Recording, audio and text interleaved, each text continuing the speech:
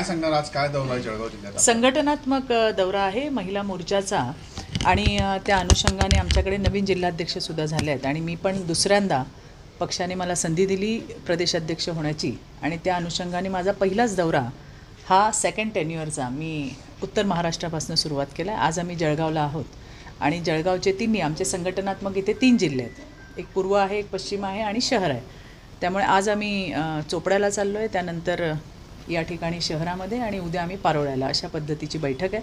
येणाऱ्या दिवसामध्ये महिला मोर्चाची स्ट्रॅटेजी कशी असावी, आपल्याला कल्पना आहे की आम्ही सत्ताधारी पक्षात आहोत आणि त्यामुळे मला स्वतःला असं वाटतं की आमची जबाबदारी कैक पटींनी, 1000 पटींनी वाढलेली आहे.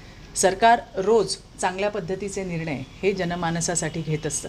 महिला मोर्चा विशेषतः महिलांसाठी, मुलींसाठी काम करतं. त्यामुळे महिला आणि मुलींसाठी घेणारे सगळे विषय, घेणारे निर्णय हे तळागाळापर्यंत पोहोचावे यासाठी कशा पद्धतीने कार्यरत असलं पाहिजे महिला मोर्चाने, या संदर्भातलीच एक चांगली अशी बैठक ही आज त्या ठिकाणी होणार आहे. मला जे वाटतं आहे ते मी माझ्या सहकाऱ्यांशी बोलणार आहे, सहकाऱ्यांच्या काही सूचना असतील त्या ऐकून घेणार आहे आणि त्यामुळे एक चांगला संवादाचा असा कार्यक्रम आहे. भाजपने ज्या योजना महिलांसाठी ज्या सुरू केलेल्या असेल, एक शेतकरी असेल किंवा इतर ज्या योजना असतील त्याच्या संदर्भात पण आपण आढावा घेणार. हो, नक्कीच.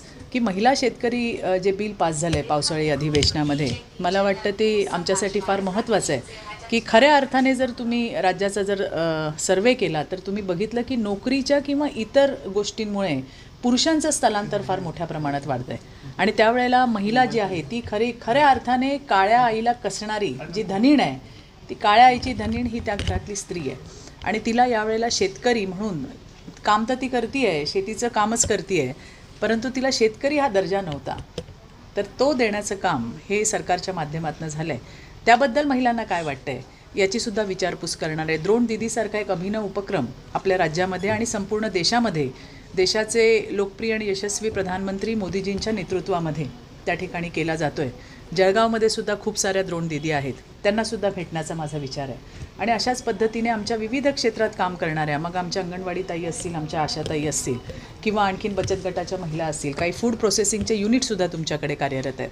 तर अशा सगळ्या उद्योग करणाऱ्या महिला, घरगुती उद्योग करणाऱ्या महिला, अशा महिलांशी सुद्धा संवाद करायचा माझा प्रयत्न असणार आहे. आता आपण जर बघितलं तर वंदे मातरम संदर्भातली बातमी आपल्या कानावर आली असेल. काल सोनिया गांधींनी पण हो, मी आत्ताच त्यांना वंदे मातरमचं पुस्तक पाठवलं आहे. तुम्हाला यायला थोडासा उशीर झाला, पण हे वंदे मातरमचं पुस्तक मी श्रीमती सोनियाजी गांधी यांना पाठवलं आहे, कारण मला त्यांना सांगायचं हेच होतं की श्रीमती सोनियाजी जनगणमन